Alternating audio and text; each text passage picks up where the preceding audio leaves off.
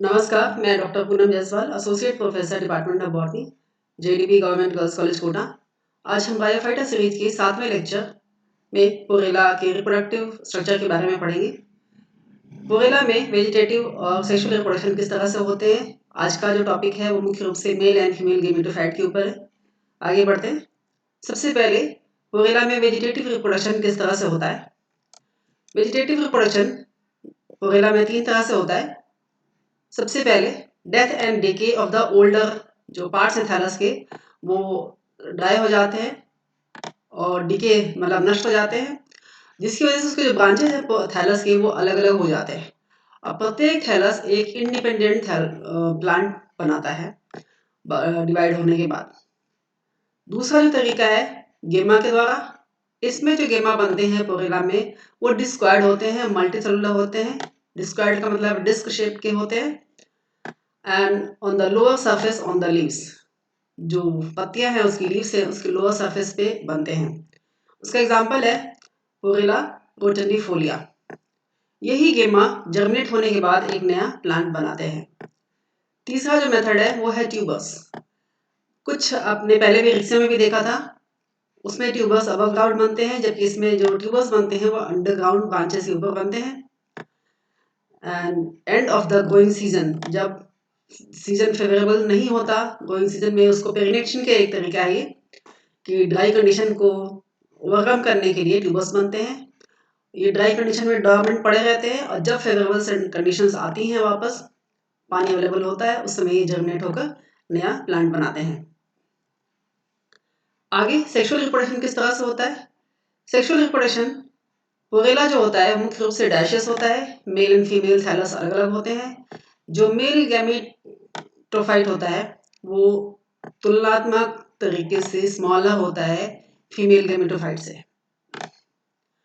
और इनके अलग अलग जो नाम है, मेल जो गैमेटोफाइट है उसको एंथ्रीडिया बोलते हैं और फीमेल गैमेटोफाइट को आर्किगोनिया बोलते हैं। वो इस चित्र में इस तरह से लगे हुए होते हैं। दिस इज वेजिटेटिव थैलस, ये प्लांट है दोनों में, and this is antheridial branch. इसके ब्रैक्ट्स के अंदर किस तरह से एंथ्रीडिया अरेंज होती है वो हम आगे देखेंगे। And this is archegonial branch. सबसे पहले मेल गैमेटोफाइट, उसमें एंथ्रीडियम कैसे बनता है। एंथ्रीडिया जो होती है वो स्पेशल ब्रांचेस जो होते हैं मेन बॉडी से राइट एंगल पर निकले हुए होते हैं, उनके ऊपर एंथ्रीडिया लगती है। जैसे आप यहाँ देख सकते हैं, this is the main plant body. चित्र में देखिए, this is the main plant body and उसके राइट एंगल पे निकली हुई दिस इज एंथ्रीडियल ब्रांच। इसी में एंथ्रीडिया बनेंगी। वो कैसे बनेंगी वो आगे बताएंगे आपको। जो leaves adjacent to the sex organs, मतलब एंथ्रीडिया के सराउंडिंग जो लीव्स पाई जाती हैं उनको ब्रैक्ट्स कहते हैं। जो ब्रैक्ट्स होती हैं, जो मेन ब्रांचेस की लीव्स हैं उनके तुलना में आकार में छोटी होती हैं and they are very closely imbricated, बहुत ही क्लोजली अरेंज होती हैं, एक दूसरे से बिल्कुल ब्रैकेट फॉर्म में अरेंज रहती हैं। इन पत्तियों के ऊपर ब्रैक्ट्स की मतलब जो वेंट्रल लीव्स होती हैं, एम्फीगैस्ट्रेस को कहते हैं, उसको यहाँ पर ब्रैक्टियोल कहा जाता है। यानी कि जो डॉर्सल लीव्स हैं उनको तो ब्रैक्ट्स कहते हैं एंड जो वेंट्रल लीफ है एम्फीगैस्ट्रिया उसको ब्रैक्टियोल्स कहते हैं। और इनके ब्रैक्ट्स के बीच में एक single long stocked antheridium is present, और ये एंथ्रीडियम प्रत्येक ब्रैक्ट के एक्सिल में प्रेजेंट होती है। यहाँ पर आप देख सकते हैं, दिस इज लीफ जिसको ब्रैक्ट कहा गया है, this is leaf and this is main branch. इसके एक्सिल में एक एंथ्रीडियम प्रेजेंट है। इसकी डिटेल संरचना हम आगे पढ़ेंगे। इसके अंदर sperm mother cell and jacket के द्वारा ये एंथ्रीडियम घिरा हुआ होता है। अब ये एंथ्रीडियम बनती कैसे है, इसका डेवलपमेंट कैसे होता है। सबसे पहले एक एंथ्रीडियल इनिशियल जो होता है वो ग्रोइंग एपेक्स के पास, यहाँ आप देख सकते हैं चित्र में, एक दिखाई देने लगता है। इसका सेल कंटेंट डार्क कलर का होगा, ज्यादा होगा इसलिए डार्क कलर का दिखाई देगा। आकार में जो सराउंडिंग सेल्स हो उनसे थोड़ा सा बड़ा होगा। और at the base of the young bract, जो छोटी ब्रैक्ट्स होगी उसके एक्सिल में प्रेजेंट होगा, उसके बेस में प्रेजेंट होगा। ये सेल जो होती है आकार में थोड़ी बड़ी हो जाती है आप यहाँ चित्र में देख सकते हैं, दीज आर वेजिटेटिव सेल्स जो सामान्य हैं और छोटी हैं, and this is antheridial initial, ये आकार में दूसरे सराउंडिंग सेल से बड़ी है। इसका न्यूक्लियस प्रोमिनेंट दिखाई देगा। इसमें पहला डिवीजन जो है वो ट्रांसवर्स होता है, जिसकी वजह से एक बेसल सेल और एक अपर सेल बन जाते हैं। जो बेसल सेल होती है वो आगे इसमें ज़्यादा डिवीजन नहीं होता, और ये जो स्टॉक है उसका नीचे का हिस्सा जो कि थैलस में दबा हुआ होता है, थैलस में इम्बीडेड होता है, वो बनाती है। दिस इज बेसल सेल, ये थैलस के अंदर ही रहेगा, इम्बीडेड रहेगा, and this is outer cell. आगे की जो डिविजन्स हैं वो आउटर सेल में होंगी।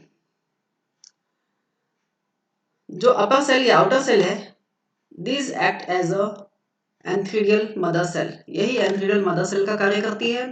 इसमें फिर दोबारा डिवीजन होता है जो ट्रांसवर्स होता है, उसकी वजह से एक बाहर की तरफ एंथ्रीडियल सेल बनती है, प्राइमरी एंथ्रीडियल सेल बनती है, और नीचे की तरफ प्राइमरी स्टॉक सेल बनती है। यहाँ आप देख सकते हैं, this is primary antheridial cell, ये है प्राइमरी एंथ्रीडियल सेल जो ये ऊपर वाली है, और नीचे की तरफ प्राइमरी स्टॉक सेल। और ये जो लीफ है जिसके एक्सल में ये बन रहा है, जिसके बेस से ये निकली हुई है एंथ्रीडियम इनिशियल, इसी को ब्रैक्ट कहते हैं। अब आगे की डिविजन्स की वजह से इसमें एंथ्रीडियल सेल्स बनेंगे और स्टॉक सेल्स बनेंगे। वो कैसे बनेंगे वो आगे देखिए।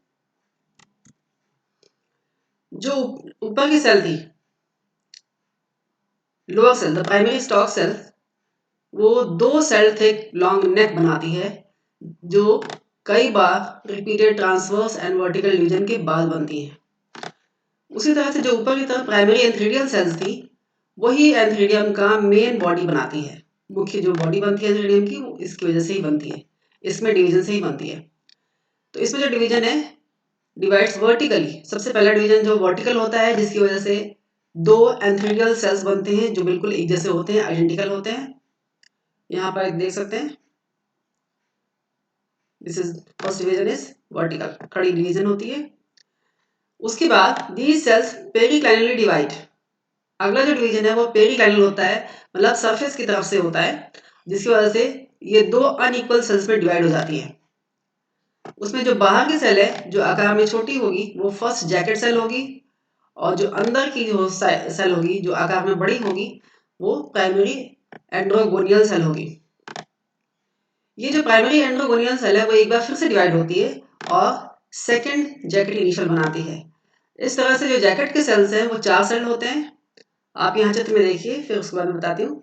ये स्टॉक सेल जो प्राइमरी स्टॉक सेल से डेवलप हुई है, आगे के जो प्राइमरी एंड्रोगोनियल सेल्स में जो डिवीजन हुई है उसको इस शीट पे बताया गया है, जिससे प्राइमरी एंड्रोगोनियल सेल्स बने हैं। और जैकेट इनिशियल्स में 2 बार डिवीजन हुई है, जिसकी वजह से फर्स्ट जैकेट इनिशियल और सेकंड जैकेट इनिशियल्स बने हैं।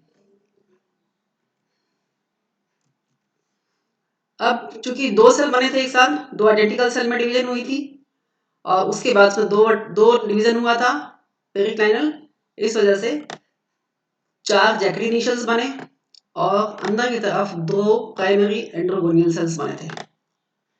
क्योंकि जैकेट इनिशियल में भी है, एक बार प्राइमरी जैकेट इनिशियल बना है, फर्स्ट जैकेट इनिशियल दोबारा डिवाइड हुआ है तो सेकंड जैकेट इनिशियल बना है, जबकि जो प्राइमरी एंड्रोगोनियल सेल थी उसमें आगे डिवीजन नहीं हुआ है।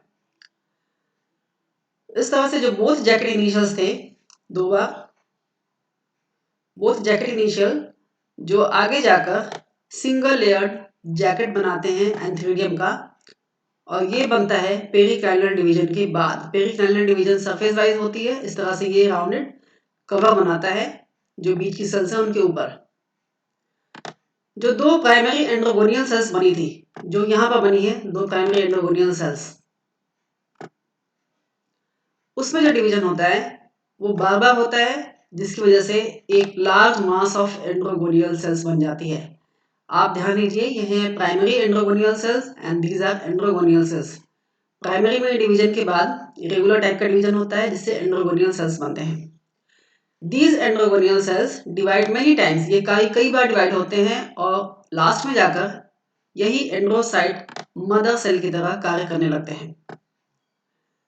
जो एंड्रोसाइट मदर सेल है उसमें, जैसा कि पिछले आपने रिक्सिया में मार्केंशिया में पढ़ा है, आगे का जो डिवीजन है जो एंड्रोसाइट बनने से ठीक पहले की जो स्टेज है, यानी कि एंड्रोसाइट मदर सेल में जो डिवीजन होता है वो डायगोनल होता है। ये विशेषता है हेपेटिकोसाइटा की, डायगोनल डिवीजन होता है, मतलब तिरछा डिवीजन होता है। जैसे कि ये सेल है तो उसमें तिरछा डिवीजन होता है, तिर्यक डिवीजन होता है, जिसकी वजह से तिकोने आकार के 2 एंड्रोसाइट्स बनते हैं। और यही एंड्रोसाइट्स मेटामॉर्फोसिस के द्वारा, मतलब इसमें आगे डिवीजन नहीं होता, इनकी संरचना बस बदल जाती है और ये क्वाइड बाइफ्लैजेलेट एंथेरोजोइड्स, जिसको स्पर्म भी कहते हैं, ये बनाती हैं। इस चित्र में दिखाया गया है, this is the body of the sperm या antherozoid and this is flagella. 2 flagella present है यहाँ पर, दिस इज स्पर्म। अब मैच्योर एंथ्रीडियम की संरचना कैसी होती है? जैसा कि सभी ब्रायोफाइट्स में आपने अभी तक आपने जितने ब्रायोफाइट्स पढ़े उसमें देखा, उसमें कंसिस्ट ऑफ है ग्लोबुलर बॉडी, जिसको कैप्सूल कहते हैं, और नीचे की तरफ एक लॉन्ग स्लेंडर सीधी स्टॉक। जो जैकेट है दैट इज सिंगल लेयर्ड। जो अपर रीजन है वहां पर ये जैकेट जो लेयर है वो सिंगल लेयर्ड होगी, वहां आप देख सकते हैं this is single layered jacket cell ऊपर की तरफ अपर रीजन में, जबकि नीचे की तरफ ये 2 से 3 लेयर्ड होती है और ये वही जैकेट लेयर है, लेकिन इसमें पेरिक्लाइनल डिवीजन 2 बार होने की वजह से ये नीचे की तरफ 2 से 3 लेयर की हो जाती है। यहाँ पर आप देख सकते हैं ये 2 लेयर की जैकेट लेयर प्रेजेंट है लोअर साइड में, यहाँ से लेकर यहाँ तक, जबकि अपर रीजन में ऊपर की तरफ यहाँ से लेकर यहाँ तक ये जैकेट सिंगल लेयर है। इसके अंदर, इस जैकेट के अंदर लार्ज नंबर ऑफ स्पर्मेटोजोइड्स या एंथेरोजोइड्स होते हैं, वो प्रेजेंट रहते हैं।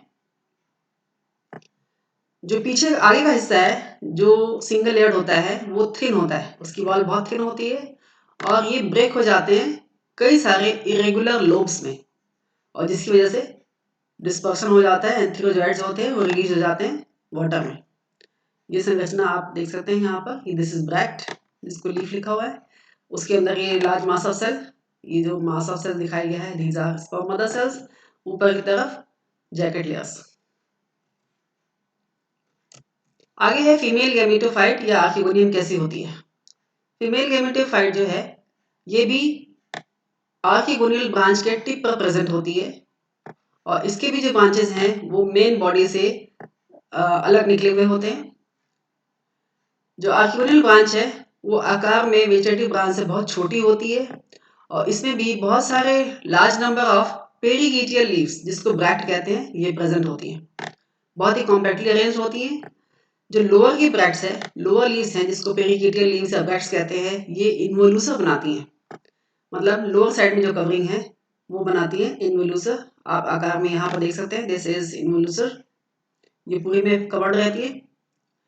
जबकि जो ऊपर की 2 ब्रैक्ट्स है, अपर 2 ब्रैक्ट्स, ये एक साथ जुड़ जाती हैं और पेरियंथ बनाती हैं।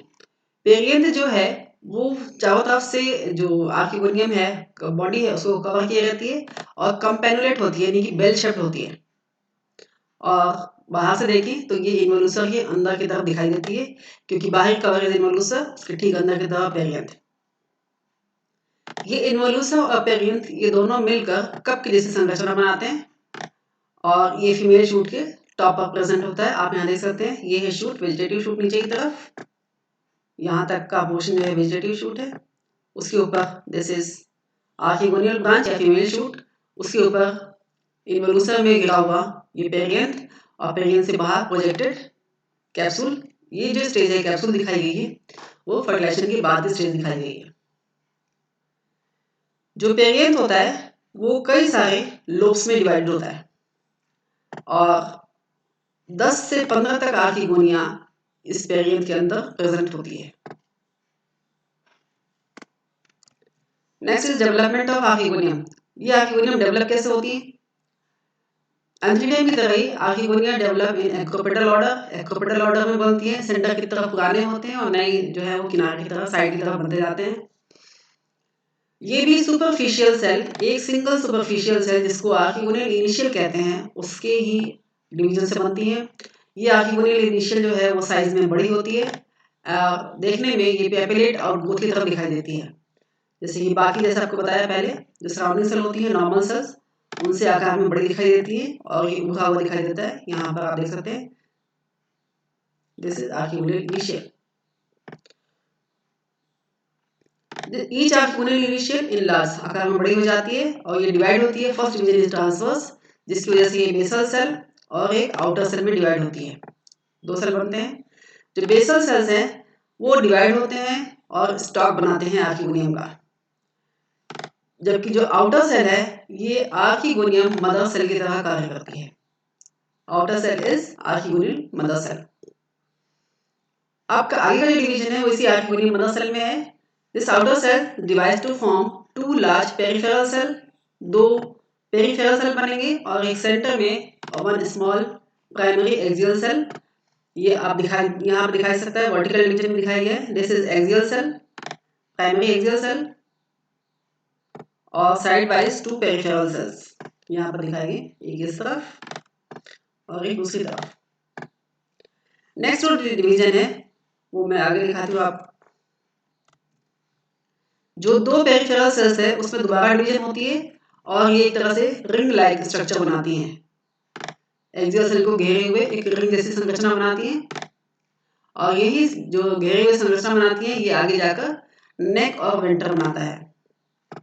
आगे का जो डिवीजन है वो प्राइमरी एक्सियल सेल में होता है। ये ट्रांसवर्सली डिवाइड होता है, जिसकी वजह से बाहर की तरफ प्राइमरी कवर सेल बनता है और नीचे की तरफ एक सेंट्रल सेल बनता है।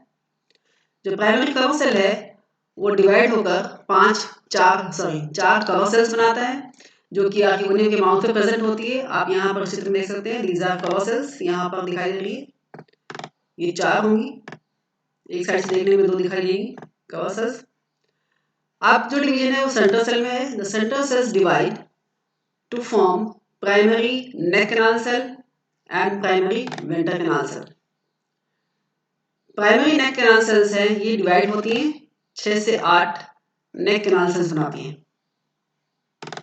जबकि जो प्राइमरी वेंटर सेल्स है ये डिवाइड होती हैं तो ऊपर की तरफ एक वेंटर कैनाल सेल बनाती है जो आकार में थोड़ी छोटी होती है और नीचे की तरफ एक लार्ज एग सेल बनाती है। वो एग सेल यहाँ प्रेजेंट है, आप चित्र में देखिए यहाँ एग सेल प्रेजेंट है। उसके ऊपर एक आकार में छोटी वेंटर कैनाल सेल प्रेजेंट है। उसके ऊपर ये नेक सेल्स प्रेजेंट हैं जो कि 6 से 8 होती है संख्या में। These are neck initial cells जो आगे आकर नेक सेल बनाएंगी एंड दिस इज नीचे की तरफ स्टॉप। अब संरचना कैसी होती है एक मैच्योर आर्किगोनियम की। एक मैच्योर आर्किगोनियम में नेक और वेंटर प्रेजेंट होता है। एक नेक होगी, एक वेंटर होगी।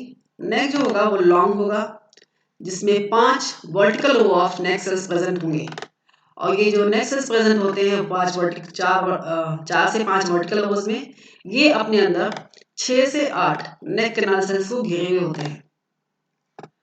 जो वेंटर है that is 2 layered, 2 layer thick होती है और इसके अंदर एक small venter canal cell present होता है और एक लार्ज एग प्रेजेंट होती है।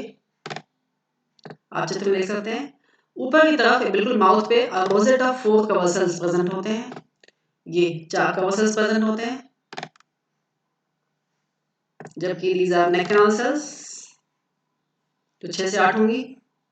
एक वेंटर कैनाल सेल जो आकार में थोड़ी छोटी होंगी और सबसे बड़ी एग सेल जो बिल्कुल नीचे की तरफ प्रेजेंट होगी, उसके नीचे आर्किगोनियल स्टॉक। धन्यवाद। आशा करती हूँ आपको सेक्सुअल रिप्रोडक्शन का जो स्टेजेस आपको बताई गई हैं ये समझ में आई होंगी। आप हमारे YouTube चैनल पर सब्सक्राइब कर सकते हैं और इसके आगे हम ब्रायोफाइटा के 8वें सीरीज में पोरेला के स्पोरोफिटिक जनरेशन और लाइफ साइकिल के बारे में पढ़ेंगे। धन्यवाद।